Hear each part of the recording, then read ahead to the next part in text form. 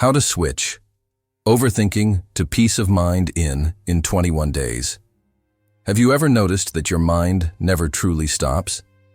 Even when your body rests, your thoughts continue rehearsing conversations that never happened, decisions you already made, and mistakes you can't undo. You lie in bed, eyes open in the dark, while your brain replays the same loop as if repetition could change the past. This is not awareness, it's imprisonment.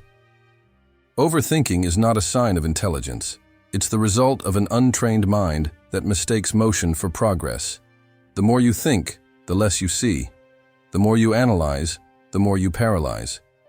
You might believe you're trying to control the future, but in truth, your mind is trying to protect you from uncertainty. It believes that by imagining every possible outcome, it can prevent pain. Yet what it really does is amplify it. The body tightens, the heartbeat quickens, and the nervous system lives in a state of silent war. Your thoughts become soldiers without rest, and you, their captive general. This is where we begin, not in the silence you seek, but in the noise that consumes you. Because to find peace, we must understand the architecture of chaos. Overthinking is not random. It follows a pattern. Every cycle has an origin, a moment of fear disguised as logic. Behind every overthinker hides someone who once felt powerless, someone who learned that control was safer than surrender. But peace of mind cannot coexist with the illusion of control.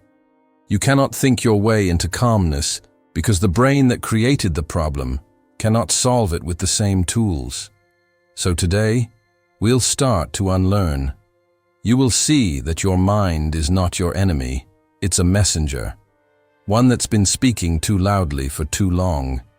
Over the next 21 days, we'll reprogram the mechanisms that trap you in thought. You will learn to observe without reacting, to pause without fear, to breathe without effort. This isn't spiritual escapism or motivational fantasy. This is neuroscience meeting philosophy, a synthesis of what Andrew Huberman teaches about focus and dopamine, what Joe Dispenza reveals about neuroplasticity, what Jordan Peterson explains about order emerging from chaos, and what René Descartes once called the discipline of clear thought. You will discover that overthinking is not something you must fight, it's something you must outgrow. Like a child learning to walk, your brain must rewire how it perceives reality. And that process begins not by running away from your mind, but by learning how to guide it. Peace is not a gift you wait for, it's a skill you train daily.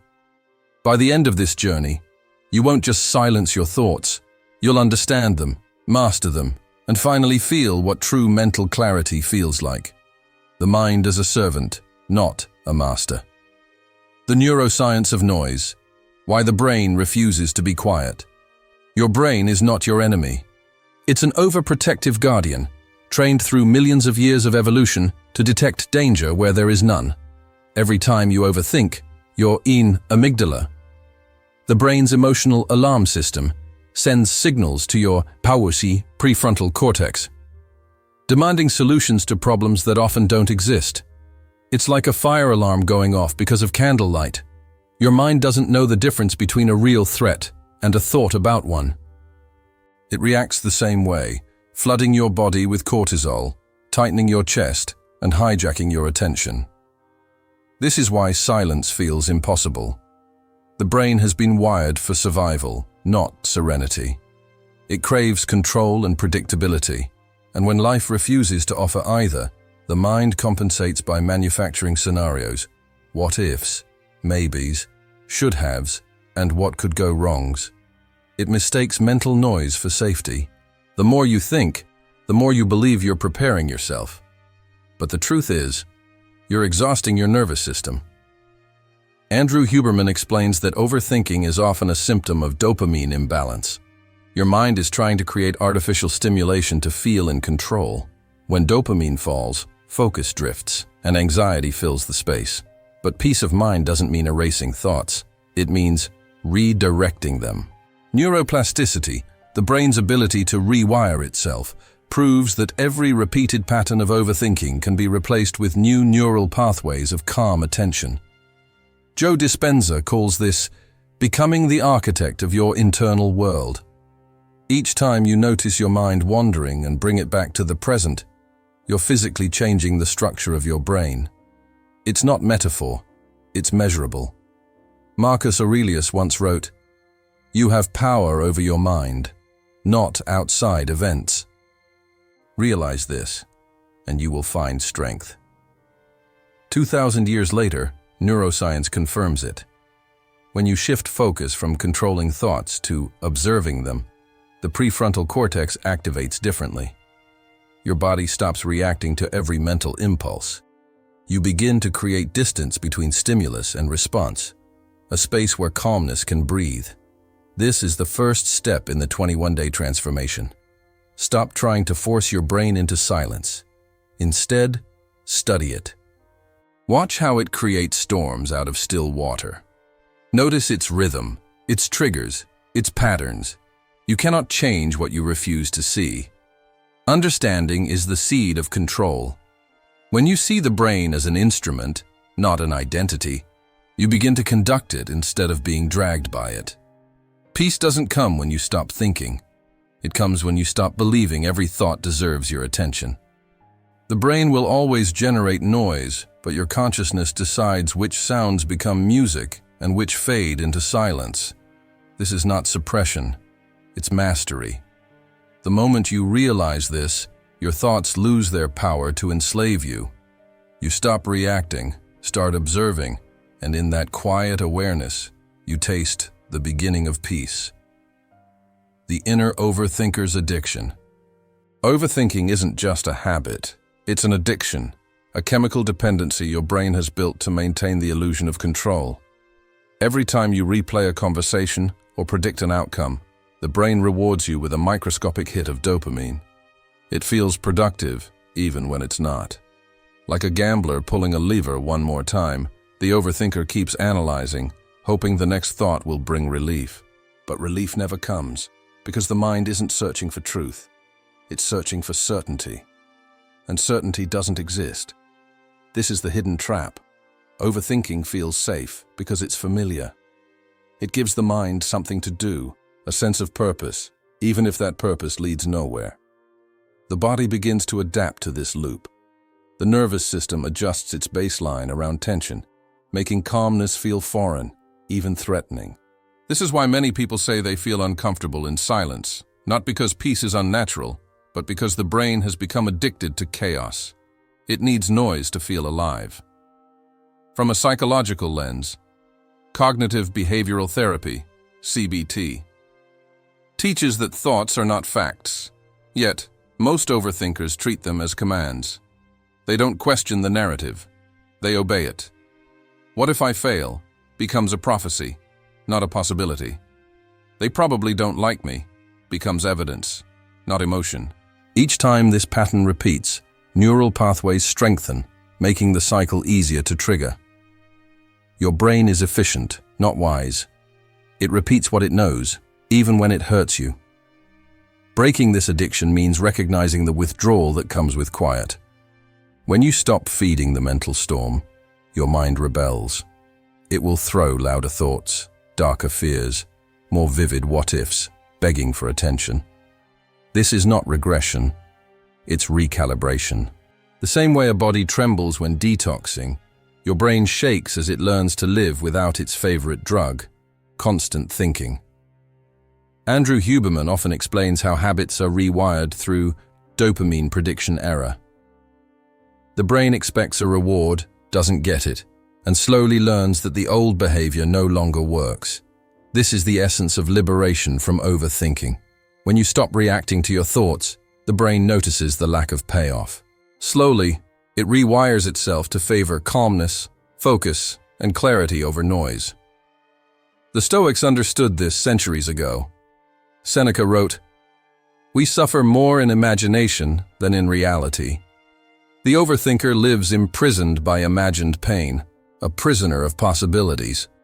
But you were never meant to live in potential suffering. You were meant to live in conscious awareness. When you begin to see overthinking for what it truly is, an addiction to mental stimulation, the illusion loses its power. You stop asking, How do I silence my thoughts? And begin asking, why do I keep feeding them? This question changes everything. It shifts the focus from control to curiosity, from compulsion to consciousness. And that's where healing begins. Because the end of overthinking isn't silence, it's sobriety. The 21 days of mental rewiring, the formula of change. Transformation doesn't happen through inspiration, it happens through structure. Your brain changes when repetition meets awareness, when you deliberately teach it new ways to respond to old triggers. Neuroplasticity is not poetic language, it's biology. It means that every thought, every breath, every intentional pause leaves a physical trace in your neural map. Overthinking carved one pattern. Now we'll carve another. The next 21 days are not about forcing peace, but training it. In the first 7 days, your task is awareness and observation. You don't fight your thoughts, you name them. When your mind starts spinning stories, pause and identify them. This is fear, this is control, this is uncertainty. Labeling thoughts moves them from the emotional centers of the brain into the prefrontal cortex, where logic lives. That simple act transforms chaos into clarity. You separate yourself from the noise, realizing you are the one watching the storm, not trapped inside it. From day 8 to 14, you enter disassociation. Not as denial, but as liberation. You begin to detach your identity from the thinker. The voice in your head is not you. It's a collection of learned responses, echoes of fear, memory, and conditioning. Practice this detachment through conscious breathing.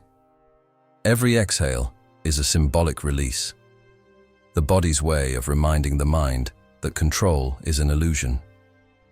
You cannot calm the sea, but you can become the sky above it. From day 15 onward, you begin reprogramming. This is where your brain learns to prefer calm. Replace rumination with rituals, morning stillness, reflection journaling, physical movement, sunlight. Andrew Huberman explains that light exposure in the first minutes of the day resets your circadian rhythm and dopamine balance, anchoring your mind in presence.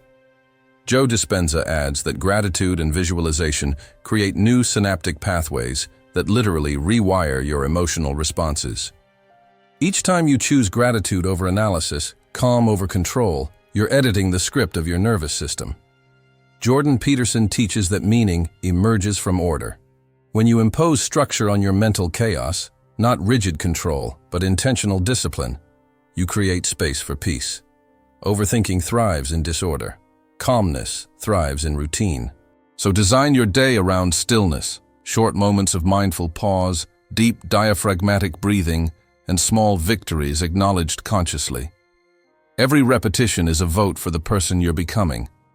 By day 21, your brain begins to change automatically. The neural circuits that once overfired in panic weaken, while those associated with clarity strengthen. You won't stop thinking, but your thoughts will stop owning you.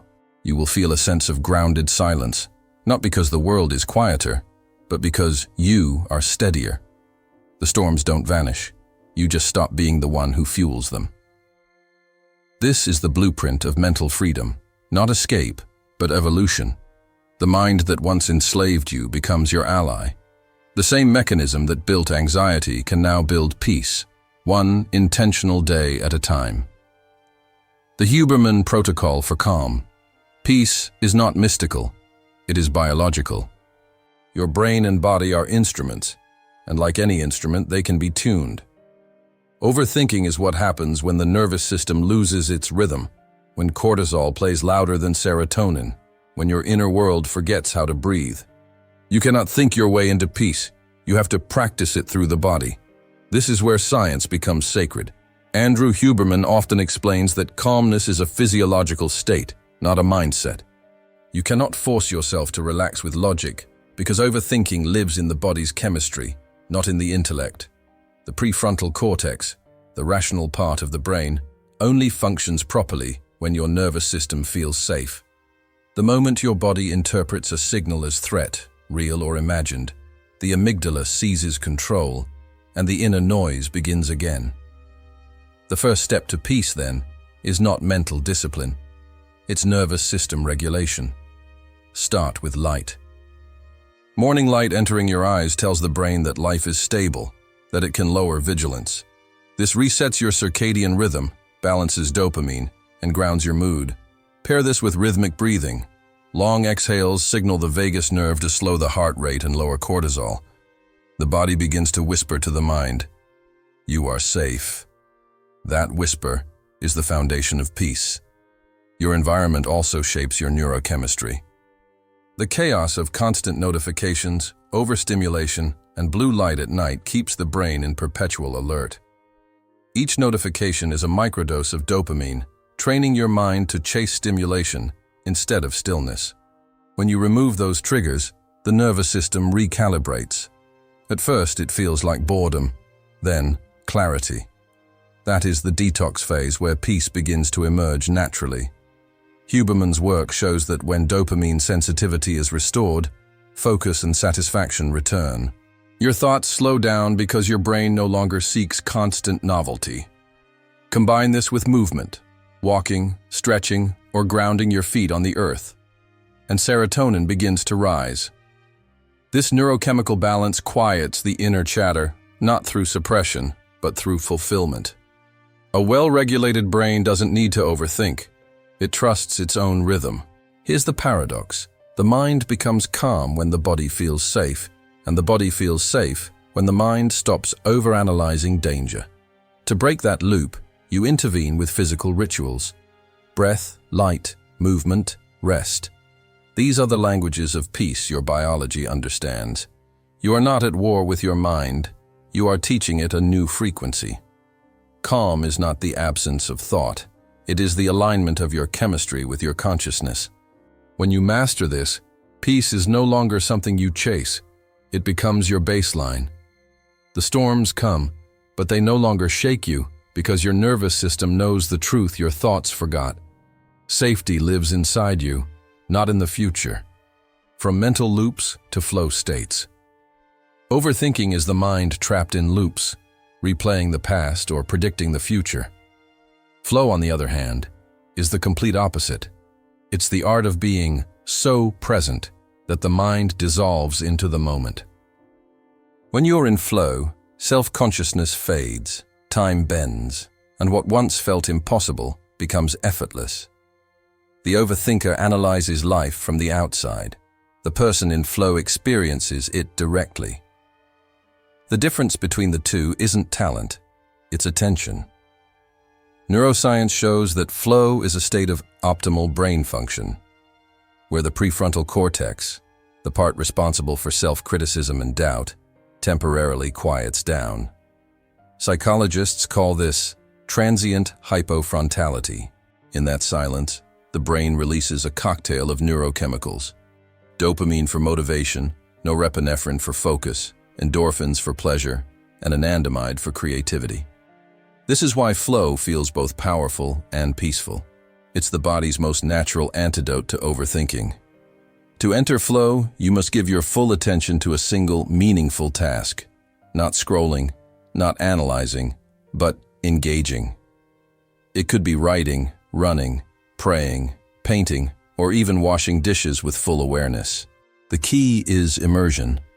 Aristotle once said that peace is not the absence of activity, but harmony within activity. Flow proves that truth. Calmness isn't found in stillness, but in alignment. When every part of you moves in the same direction, the mind no longer needs to argue with itself.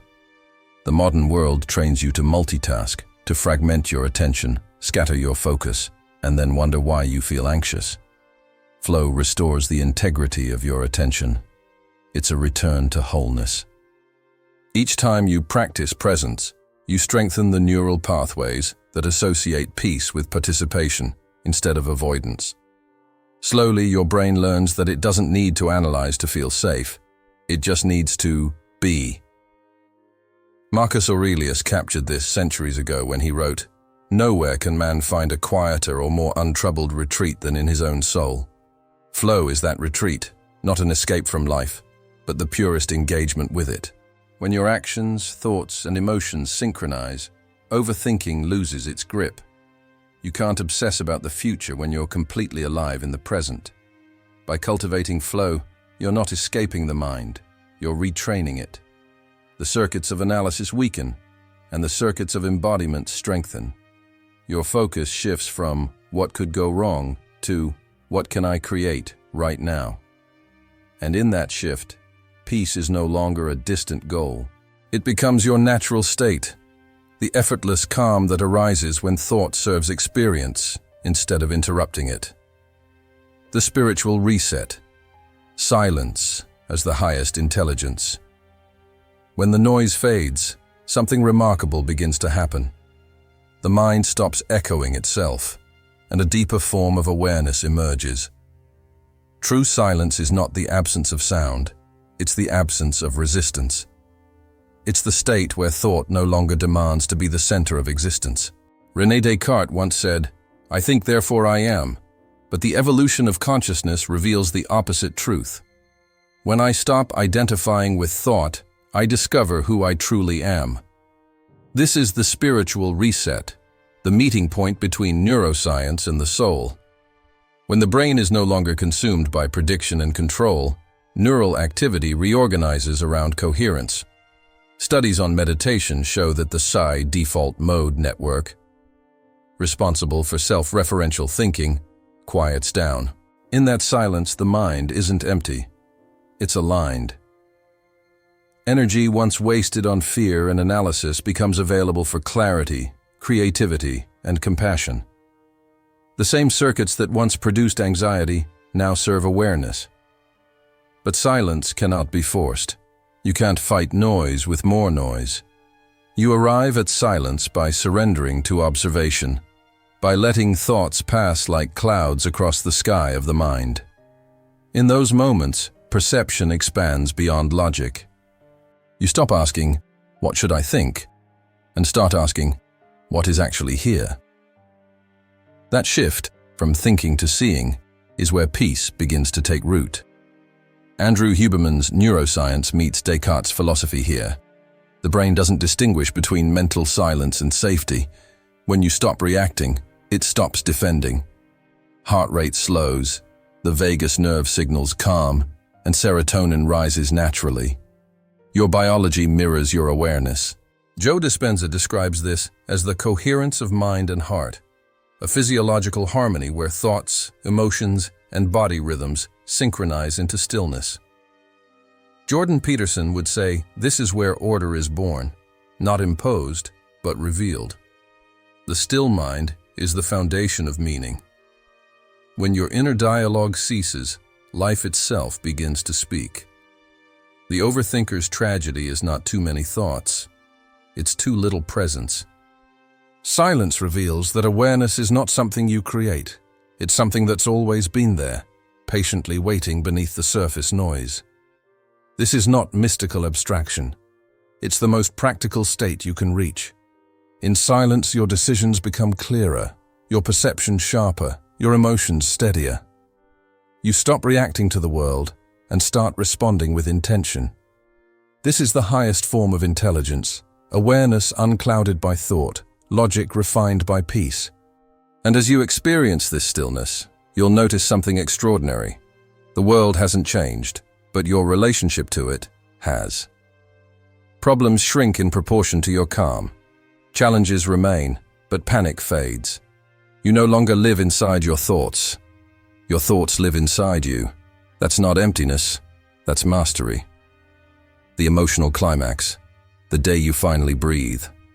There comes a moment when everything you've practiced, the awareness, the rewiring, the silence, converges into one clear realization. Peace is not something you chase. It's what remains when you stop running. This moment often arrives quietly.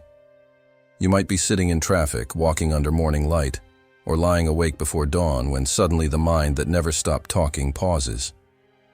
The thoughts are still there, but they've lost their authority. You exhale, not just air, but years of tension, and feel a calm you didn't know you were capable of. It's as if your nervous system, once caught in the grip of constant vigilance, finally trusts you again. Your heartbeat slows, your shoulders drop, your body softens. This is not weakness, it's alignment. For the first time, you experience what Andrew Huberman calls neurophysiological coherence. Your brain and body synchronized in safety. The chatter fades because there is nothing left to defend. In that instant, everything that once seemed overwhelming becomes simple. You no longer interpret silence as emptiness, but as fullness, space vast enough to hold both joy and pain without being consumed by either. Joe Dispenza describes this as the moment when your old self dissolves, the version of you addicted to control, fear, and noise. What remains is presence. Not a passive state, but the power of attention purified from anxiety. This is the day you finally breathe, not mechanically, but consciously. You inhale clarity and exhale illusion. The air feels different because you are different. You stop needing the world to calm down before you do. Peace stops being a future goal and becomes your default. The old patterns may still whisper, but they no longer command. You've proven that the mind is plastic, not permanent. It's in this moment that philosophy, psychology, and neuroscience converge into truth. Marcus Aurelius's discipline, Peterson's structure, Huberman's biology, and Descartes' introspection all point to one revelation: awareness is freedom. When you master attention, you master existence. You no longer live reacting to life. You respond to it, measured, awake, unafraid. You realize peace of mind isn't the absence of thought. It's the presence of understanding. It's knowing that chaos may return, but you now hold the blueprint to transform it. You are not escaping your mind, you are guiding it, and that guidance begins every time you remember to breathe. The integration, living from clarity. Peace of mind is not a one-time achievement. It's a practice, a rhythm, a decision you renew every morning. The real transformation begins not when you find peace, but when you learn to live from it. Overthinking once dictated how you felt, what you feared, and how you reacted. But now, the dynamic reverses. You are no longer the product of your thoughts. Your thoughts are the product of your awareness. This is integration, the art of translating inner calm into daily life. Every decision becomes an act of alignment. When you wake up, the first breath is your reminder that consciousness comes before chaos. Expose yourself to sunlight. Andrew Huberman's research shows this single act stabilizes dopamine and serotonin, anchoring your emotional baseline. When you feel your mind drifting into loops, bring it back with movement. A short walk, a deep breath, or writing a single line in a journal.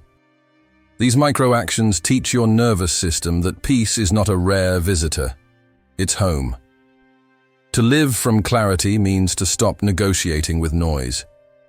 It's choosing simplicity over complexity, presence over performance, essence over image. You no longer need to prove anything to the world because clarity is self-sufficient. Jordan Peterson would describe this as order emerging from the inside out. When your internal hierarchy of priorities aligns with truth, the external world begins to reorganize around you. The once scattered fragments of your focus now move in one direction, forward. But integration also requires honesty.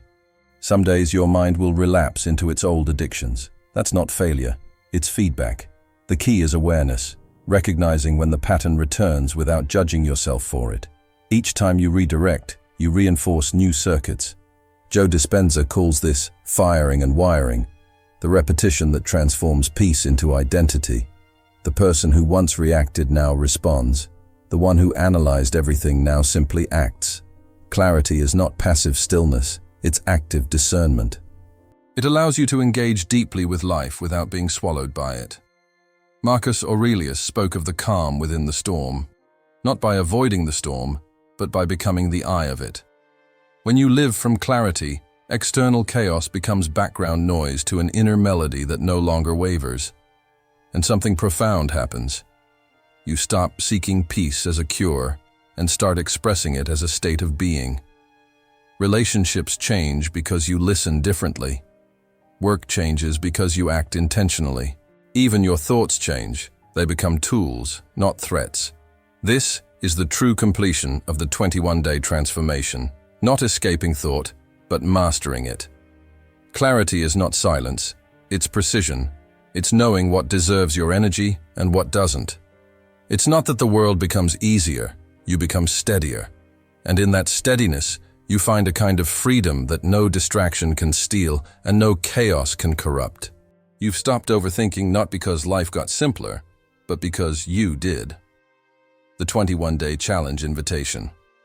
If you've come this far, it means you're ready to stop surviving inside your mind and start living from your awareness. The next 21 days aren't about perfection, they're about direction. Your brain has been trained to overthink. Now, it will learn to observe. Transformation begins when repetition meets intention, and your intention is simple: to build a mind that serves peace instead of fear. Here's how your challenge unfolds. The first 7 days. Become the silent witness of your thoughts. Don't fight them, study them. When your mind spirals, label what's happening. This is worry. This is control. This is doubt. Each label pulls the thought from emotion into observation, a small but powerful act that rewires neural connections. The goal isn't silence, it's awareness. During days 8 to 14, detach from identification. When a thought says, "I can't handle this," hear it as the mind speaking, not you failing. This distinction is liberation. Andrew Huberman explains that when you separate identity from thought, the stress circuits in your brain calm down, the amygdala loses its grip, and your body begins to trust the present moment. Replace mental reaction with physical grounding. Long exhale, relaxed jaw, slow gaze. You're teaching your biology that it's safe to let go. 4. The final week. Begin the phase of reprogramming. Every morning, start your day with sunlight, water, and stillness, the triad of neurochemical reset. Move your body for 10 minutes. Motion teaches your brain direction. At night, write one sentence of gratitude, no matter how small. This reinforces dopamine and serotonin loops associated with calm rather than anxiety. As Joe Dispenza often reminds, gratitude is not a feeling you wait for, it's a signal you send to the brain to create it. Throughout these 21 days, expect resistance. The old patterns will protest. They'll tell you it's not working, that you're wasting time. But those voices are proof of progress, echoes of a nervous system learning a new rhythm. Stay consistent. Each day is a vote for clarity, a declaration that your attention belongs to you. By day 21, you'll notice the difference. The noise will still exist, but it won't control you. You'll respond instead of react, breathe instead of brace, and live instead of analyze. You'll begin to trust the calm you once thought was impossible. Now ask yourself, are you willing to give your mind 21 days to experience peace instead of pressure? Most people live trapped in their thoughts forever, but you don't have to. The challenge is simple, but not easy. Yet everything you want begins on the other side of consistency. So start today. Observe, detach, reprogram. This is not a routine, it's a revolution. And if you commit, the mind that once imprisoned you will become the instrument of your freedom. Outro with retention hook. Peace doesn't arrive with silence. It begins the moment you decide to listen differently. The world will still move at its own speed. People will still speak louder than they think, and chaos will still try to drag you back into its rhythm. But something in you has changed. The noise no longer defines you because you've learned to recognize what it really is, the echo of an untrained mind finally learning to rest. You've gone through the process, the understanding of the brain's mechanisms, the rewiring through awareness, the physiological grounding of calm, and the surrender into stillness. You've learned that peace isn't fragile. It doesn't need protection, it needs practice. You can carry it into traffic, into conflict, into uncertainty, because peace is not what happens to you, it's what you bring with you. Jordan Peterson often says that meaning isn't found in comfort, but in responsibility. The same applies to peace. It's not a passive reward, it's an active discipline. You've proven that clarity can coexist with chaos, that silence can live in the middle of noise. The voice in your mind has become a tool, not a tormentor. You now think with your thoughts, not through them. And that shift changes everything. So as you close this journey, remember, overthinking never leaves overnight. It fades the moment you stop feeding it. Each time you choose presence over projection, gratitude over fear, focus over noise, you're building a brain that serves your consciousness. Science calls it neuroplasticity. The ancients called it wisdom. Both are right. The question now isn't if peace will return. It's whether you'll recognize it when it does. It won't always look dramatic. Sometimes peace feels like a slower breath, a clearer decision, or the courage to say nothing when silence speaks better than words. That's when you know the transformation is real.